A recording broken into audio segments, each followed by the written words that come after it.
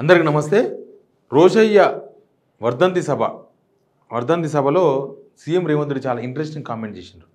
Politicians ఎక్కడైనా ఏమైనా మాట్లాడగలరు అనడానికి అదొక ఉదాహరణలాగా కనిపిస్తుంది. రేవంత్ రెడ్డి మాట్లాడిన మాటలు మీరు ఒకసారి వినండి, తర్వాత నేను చెప్తా. ఇరుకునబెట్టే విధానం మనం నేర్చుకోవాల్సిన అవసరం ఉన్నది.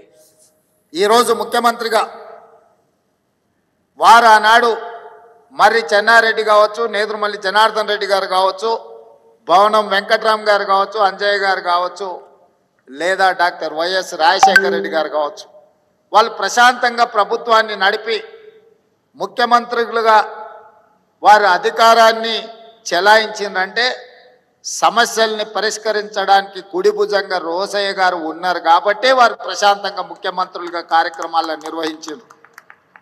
ఈరోజు తెలంగాణ శాసనసభలో రోసయ్య గారు లాంటి వ్యూహాత్మకంగా సమస్యల్ని పరిష్కరించగలిగిన సహచర నాయకులు లేకపోవడం కొట్టొచ్చిన లోటుగా కనిపిస్తుంది.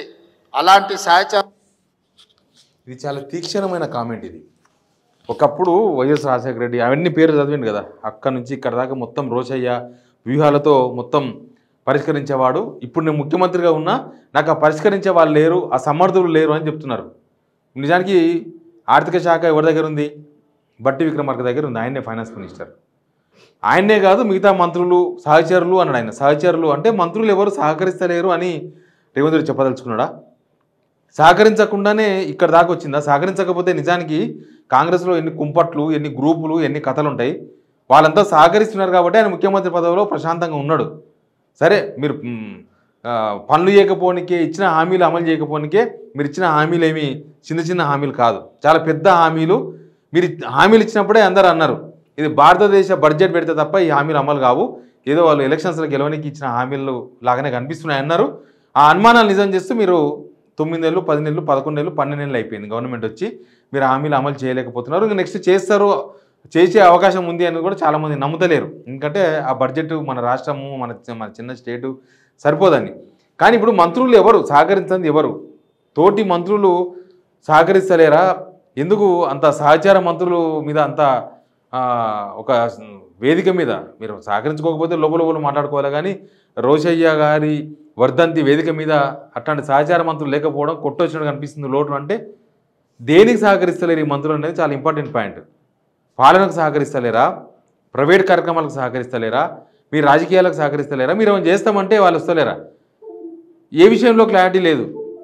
కానీ మంత్రులు అందరూ సహకరిస్తున్నారు. లేకపోతే అసలు చాలా ఉంటాయి కుంపట్లు. ఇలా కాంగ్రెస్లో చాలా ఖతర్నాక్ పాలిటిక్స్ ఉంటాయి. బయట పాలిటిక్స్ కన్నా అసలు వాళ్ళు తనుకునే పాలిటిక్సే చాలా ఉంటాయి.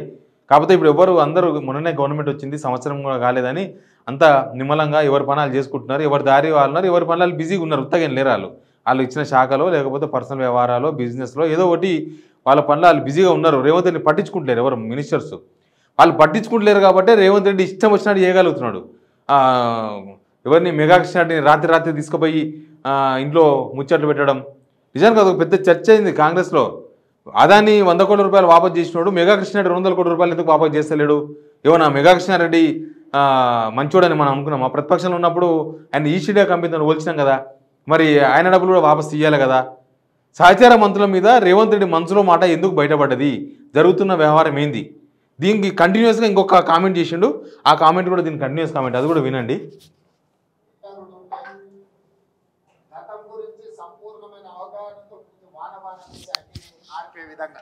ప్రతిపక్షాలు ఎంత ధీటుగా ముఖ్యమంత్రులుగా ఎవరున్నా నెంబర్ 2 పొజిషన్ పర్మనెంట్, 1 పొజిషనే మారుతూ ఉండేది.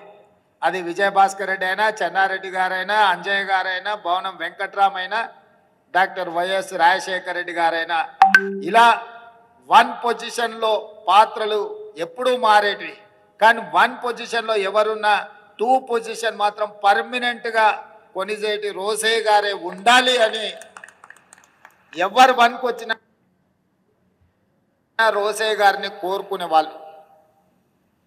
పెద్ద ఆయన ఏ రోజు కూడా 2కి వచ్చిన కాబట్టి 1లో ఉన్న వాళ్ళని జరిపి కూర్చోవాలని వారు ఎప్పుడు తాపత్రయపడలే, తొందరపడలే. ఇది కూడా చాలా తీక్షణమైన కామెంట్. నెంబర్ 2లో ఉన్నాడు అందరు ముఖ్యమంత్రుల దగ్గర. కానీ ముఖ్యమంత్రిని జరిపేసి నేను కూర్చోవాలని అనుకోలేదు అని. ఎందుకంటే ఈ కాంగ్రెస్ గవర్నమెంట్లో నెంబర్ 2 కోసం నెంబర్ 2 అని చెప్పుకుంటున్న వాళ్ళు చాలామంది ఉన్నారు. పొంగులేటి శ్రీనివాసరెడ్డి ఓపెన్గా నేనే నెంబర్ 2 అని చెప్పుకున్నాడు. గవర్నమెంట్లో నేనే నెంబర్ 2. ఆయన మీద చాలా ఆరోపణలు కూడా వచ్చినాయి. ఆయన నిజంగానే నెంబర్ 2 అవుతాడు. ఆయన ఆల్రెడీ హైకమాండ్కు చాలా దగ్గర అయిపోయాడు అన్ని అంశాలుగా. ఎప్పుడు రేవంత్ రెడ్డి దింపాల్సి వచ్చినా పొంగులేటి శ్రీనివాసరెడ్డి అవకాశం ఉంది, నెంబర్ 1 అయ్యే అవకాశం ఉంది, నెంబర్ 2 నుంచి నెంబర్ 1 కావచ్చు అనే చర్చ జరిగింది.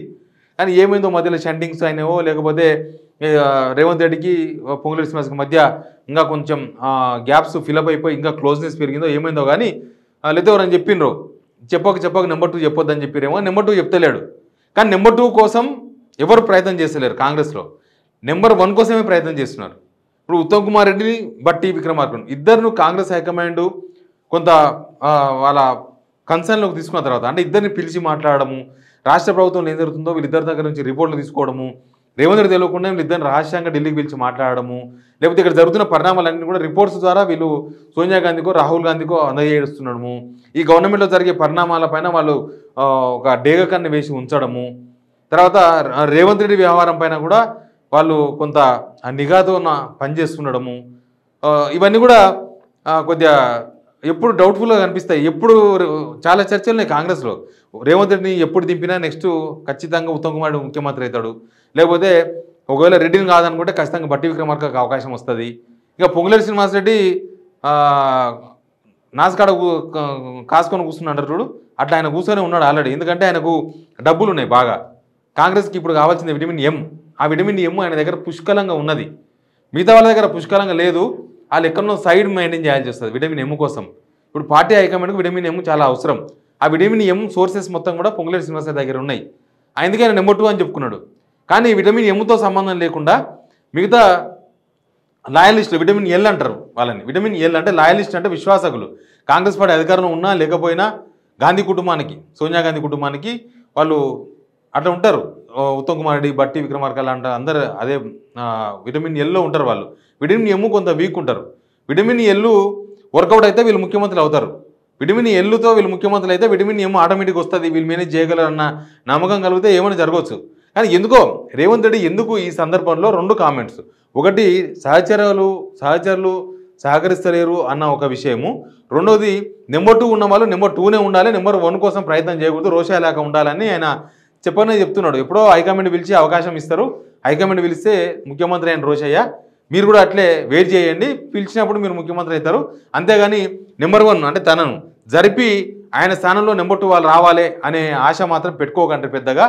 అది హైకమాండ్ పిలిచినప్పుడు మీరు ఖచ్చితంగా అవుతారు అని రోషయ్యని ఉదాహరణగా తీసుకొని ఆ వేదిక మీద మాట్లాడడం అనేది కాంగ్రెస్లో ఒక పెద్ద చర్చ నడుస్తుంది. ఎందుకంటే ఆడ 10 మంది ముఖ్యమంత్రి అభ్యర్థులు ఉంటారు, ఎప్పుడు రెడీగా ఉంటారు. వాళ్ళంతా నెంబర్ 2 కోసం ప్రయత్నం చేయరు, నెంబర్ 1 కోసమే ప్రయత్నం చేస్తారు. ఈ నెంబర్ 1 కోసం ప్రయత్నం చేస్తున్న టైము కరెక్ట్గా గవర్నమెంట్ వచ్చి సంవత్సరం పూర్తి కావడము, నెక్స్ట్ ఏం జరుగుతుందో అన్న ఒక సంశయాలు అనుమానాలు కలుగుతున్న టైంలో రేవంత్ రెడ్డి ఎందుకు ఈ 2 కామెంట్ చేసిన అనేది చాలా ఇంపార్టెంట్ పాయింట్. రాజకీయాల్లో ఎప్పుడు ఏమైనా జరగవచ్చు అంటాం కదా, ఆయన చేసిన కామెంట్స్ కూడా వెనక ఏముంది అనేది కూడా పెద్ద చర్చనే. Please subscribe signal TV.